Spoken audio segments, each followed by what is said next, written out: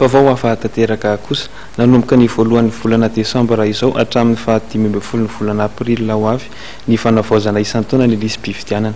Ny herinandro lasa teo dia nisy fifaonana nomen'ny senita ho an'ny tompon'andraikitra eo anivon'ny fokontany 270 eto Andrenivohitra. Amin'izao fotoana izao dia efa mivonona amin'ny fanatanterana izany ireo isa-pokotany sy ireo tompon'andraikitra isa-tsokajiny. Ny olom-pirenena voafehy 7 taona ny tsy tafiditra tao anatin'ny lisy mpividianana teo aloha ny voafindra-monina ireo ny mananjo miditra ao anatin'ny lisy mpividianana.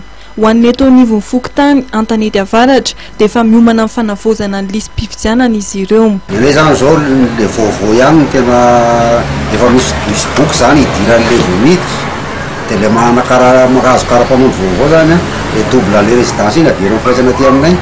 Rehefa tonga zany fividianana dia rekotsy ny atsofoka amin'le teo dia rahiana fotsiny lasa sy tokony izy tokony manatona le olona hoe tafiditra anatin'le lista avy za tsy tafiditra. Dia zao efa manana bouillon zao ry anakile taloha le voanjaka etsaiky fa 2 volana sa 3 volana natongava amin'io teo. Zay zany efa misy olona tonga dia jereva amin'iny anaranareo rehefa tsy eo a dia sorata aminareo azo le soratany zany karapanondro dia le carnier dia tena mipetraka eto marina avy le olona. Zay zany anaporofona hoe mipetraka eto izy mitondra le carnet dia anatin'le carnet iny tsy maintsy misy ny anarany rehetrarehetra ao an-trano. Iny zany andraisanay azy. Ato zao misy sarivera zao zany reto zao feno taona tato aminay tonga hatrany amin'ny faisana anao zao reto. Dia rehefa manao an'ireto zany zay anao lista vaovao dia reto no atsofoka eo ankoatran'ireto olona vao miditra aty amin'ny fokotany reto. Dia le matindray zay manana double an'le fera-pa ndray apetaka eo ambany dia ndray azononay dia le am-potoana zany tonga dia tsy peny hoe maty tamin'izao dia tsy possible verinao zany le olona. Dia le olona zany tokony manatona amin'ny fokotany dia mba mijery ao resa sa tsy ao.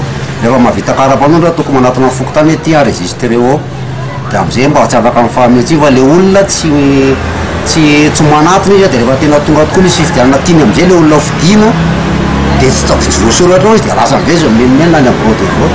Raha ho an'ny fokontany Antanety Avaratra manokana dia nahatratra 523 ny tafiditra ao anatin'ny lisy mpividianana farany izay nikatona ny 15 aprily 2024.